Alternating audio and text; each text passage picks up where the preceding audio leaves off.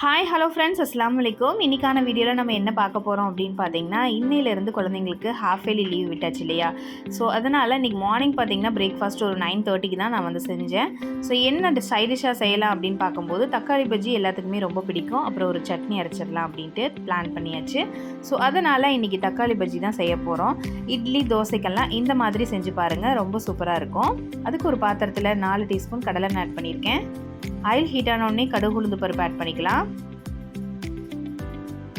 ஒரு 1/4 கிலோ சின்ன வெங்காயம் கட் பண்ணி வச்சுருக்கேன் உரித்து, அதையும் நான் ஆட் பண்ணிக்கிறேன். கொஞ்சம் போல் கருவேப்பிலை ஆட் பண்ணிக்கலாம். இந்த தக்காளி பஜ்ஜிக்கு சின்ன வெங்காயம் தான் நல்லா டேஸ்ட்டு கொடுக்கும். பச்சை மிளகாய் 3 ஆட் பண்ணியிருக்கேன். இது நல்லா வதக்கி விட்டுடலாம்.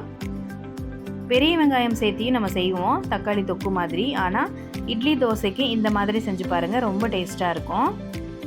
ஸோ இதை நல்லா வதங்கி வரட்டும்.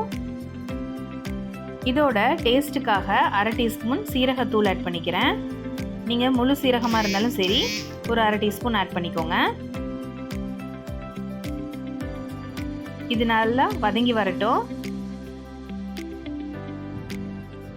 இது வதங்கிறதுக்குள்ள நம்ம சைட் பை சைட் இட்லி ஊற்றிடலாம். இட்லி மாவு நல்லா இட்லி பஞ்சு மாதிரி வரணும் அப்படின்னா எந்த ரேஷியோவில் அரிசி போட்டால் இட்லி நல்லா பஞ்சு மாதிரி வரும் அப்படிங்கிற வீடியோவை நான் போஸ்ட் பண்ணியிருக்கேன். வேணுங்கிறவங்க டிஸ்கிரிப்ஷன் பாக்ஸில் லிங்க் கொடுக்குறேன், போய் செக் பண்ணி பாருங்கள். நான் 2 அடசலும் ஊற்றிக்கிறேன். வெறும் ரேஷன் அரிசி மட்டுமே யூஸ் பண்ணி இட்லி நல்லா பஞ்சு மாதிரி எப்படி சுடலாம் அப்படிங்கிற வீடியோ நான் போஸ்ட் பண்ணியிருக்கேன். மறக்காமல் போய் விசிட் பண்ணி பாருங்கள். டிஸ்கிரிப்ஷன் பாக்ஸ்லேயும் ஃபஸ்ட் கமெண்ட்லேயும் பின் பண்ணி வைக்கிறேன். அவ்வளோதான், இட்லி ஊற்றியாச்சு. அதுக்குள்ளே வெங்காயம் நல்லா வதங்கி வந்துருச்சு பாருங்கள். இப்போது நான் ஒரு 15 தக்காளி பழம் கட் பண்ணி வச்சுருக்கேன், நான் ஆட் பண்ணிக்கிறேன். ஃபஸ்ட்டு ஒரு பேட்ச் ஆட் பண்ணிக்கிட்டேன், மறுபடியும் இன்னொரு பேட்ச் கட் பண்ணிட்டு இருந்தேன். ஸோ அதையும் ஆட் பண்ணிக்கிறேன். உங்களுக்கு எந்த குவான்டிட்டிக்கு வேணுமோ அந்த அளவுக்கு தக்காளி ஆட் பண்ணிக்கோங்க. தேவையான அளவு உப்பு, நான் ஒரே ஒரு சின்ன டீஸ்பூனில் மிளகாய் தூள் ஆட் பண்ணியிருக்கேன். கொஞ்சம் போல் கொத்தமல்லி தழை. இப்போ இது நல்லா திருப்பி விட்டுட்டு, தண்ணியெல்லாம் எதுவுமே சேர்த்தக்கூடாது. நான் செஞ்சு முடிக்கிற வரைக்குமே தண்ணி சேர்த்த மாட்டேன். அந்தளவுக்கு தக்காளி ஆட் பண்ணிக்கோங்க. நல்லா திருப்பி விட்டுட்டு சிம்மில் வச்சு ஒரு லிட் போட்டு நம்ம க்ளோஸ் பண்ணி தான் வைக்க போகிறோம். அவ்வளோதான். இப்போ பாருங்கள், நல்லா திருப்பியாச்சு. இப்போ லிட் போட்டு ஒரு 20 மினிட்ஸ் நான் அப்படியே விட்டுட்டேன். 20 மினிட்ஸ்க்கு அப்புறம் பார்த்தீங்கன்னா தக்காளி நல்லா வெந்து வந்துடும். இந்த தக்காளி தொக்குக்கு பார்த்தீங்கன்னா உங்களுக்கு எண்ணெயெல்லாம் பிரிஞ்சு வரணும்லாம் இல்லை, நல்லா தக்காளி வெந்து வந்துருச்சு சரிங்களா? ஸோ இதை நல்லா கலந்து விட்டுட்டு இப்போ இதை ஒரு மத்து வச்சு கடைஞ்சி எடுத்துக்க போகிறோம். எப்பயுமே தக்காளி பஜ்ஜியை கடைஞ்சி சாப்பிட்டு பாருங்கள், டேஸ்ட் வேறு மாதிரி இருக்கும். இப்போது ஒரு மத்து வச்சு நான் கீழே இறக்கி நம்ம கடைஞ்சிக்கலாம். அதுக்குள்ளே பார்த்தீங்கன்னா இட்லியும் வெந்து வந்துருச்சு பாருங்கள். இப்போ இட்லியை நம்ம ஒரு ஹாட் பேக்கில் நான் ட்ரான்ஸ்ஃபர் பண்ணிக்கிறேன். ரொம்ப சூடாக இருந்துச்சு, அதனால் உங்களுக்கு அதை எடுத்து போடும்போது காமிக்கல. ஸோ பார்த்தீங்கன்னா சூப்பராக இருக்குது பாருங்கள் இட்லி எப்படி வந்திருக்குதுன்னு. ஸோ 2 அடசலுமே எடுத்துக்கலாம். 2வது அடசல் பார்த்தீங்கன்னா என் வீட்டுக்காரர் தான் எடுத்தார், என்னால் எடுக்கவே முடியல, அந்தளவுக்கு ரொம்ப சூடாக இருந்துச்சு. சூப்பரான இட்லி ரெடி ஆயிடுச்சு.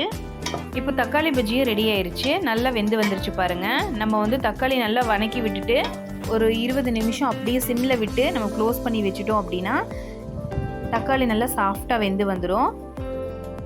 வெந்து வந்தோடனே நம்ம பாத்திரத்தை கீழே இறக்கி வச்சு ஒரு மேட்டோ அல்லது கெட்டியான துணி வச்சு நம்ம கால்லையோ அல்லது நல்லா ஏதாவது க்ரிப்பாக பிடிக்கிற மாதிரி யாராவது பிடிச்சிக்கிட்டாலும் சரி நல்லா கடைஞ்சி எடுத்துக்கோங்க. நம்மளே நம்ம செல்ஃபாக நம்ம பண்ணும்போது நம்ம கீழே இறக்கி வச்சுக்கிட்டு காலில் மேட் போட்டுக்கிட்டு நம்ம இந்த மாதிரி கெட்டியாக பிடிச்சிட்டு நம்ம கடைஞ்சி எடுத்துக்கலாம். நல்லா சாஃப்டாக வெந்திருக்கிறதுனால ஈஸியாக நம்ம கடைஞ்சிக்கலாம். இப்போ ஒரு சட்னி ரெடி பண்ணிடலாம். 1/2 மூடி தேங்காய், 4 டீஸ்பூன் பொட்டுக்கடலை, ஒரே ஒரு பச்சை மிளகாய் காரத்துக்கு, 1/2 துண்டு இஞ்சி, ஒரு 3 புதினா இலை, தேவையான அளவு உப்பு, தண்ணி சேர்த்தி நம்ம அரைச்சிட்டு வந்துடலாம். இப்போ சட்னியும் ரெடி ஆயிடுச்சு. தேங்காய் சட்னி அரைக்கும் போது இந்த மாதிரி அரைச்சி பாருங்கள். ஒரு 2 இலை புதினா இலை சேர்த்து அரைச்சி பாருங்கள், நல்லா வாசனையாக இருக்கும். கடைகளில் கிடைக்கக்கூடிய சட்னி மாதிரி ரொம்ப டேஸ்ட்டாகவும் இருக்கும். இப்போ தக்காளி பஜ்ஜி ஒரு பாத்திரத்துக்கு ட்ரான்ஸ்ஃபர் பண்ணிக்கிறேன். இப்போ தாளிப்பு ரெடி பண்ணிக்கலாம். சட்னி தாளிக்க கொஞ்சமாக ஆயிலில் கடுகுளுந்து பருப்பு, ஒரு கொத்து கருவேப்பிலை, ஒரே ஒரு வரமிளகாய் 2 கிள்ளி ஆட் பண்ணியிருக்கேன். இப்போ தாளிப்பு சட்னியில் கொட்டிக்கலாம். டேஸ்டான சட்னியும் ரெடி ஆயிடுச்சு. நீங்களும் இதே மாதிரி ட்ரை பண்ணி பாருங்கள். ட்ரை பண்ணி பார்த்துட்டு உங்களோட ஃபீட்பேக்கை மறக்காமல் என்னோடய கமெண்ட் பாக்ஸ்க்கு ஷேர் பண்ணுங்கள். இந்த வீடியோ பிடிச்சிருந்தால் லைக் பண்ணுங்கள், ஷேர் பண்ணுங்கள். மறக்காமல் சேனலை சப்ஸ்கிரைப் பண்ணி வச்சுக்கோங்க.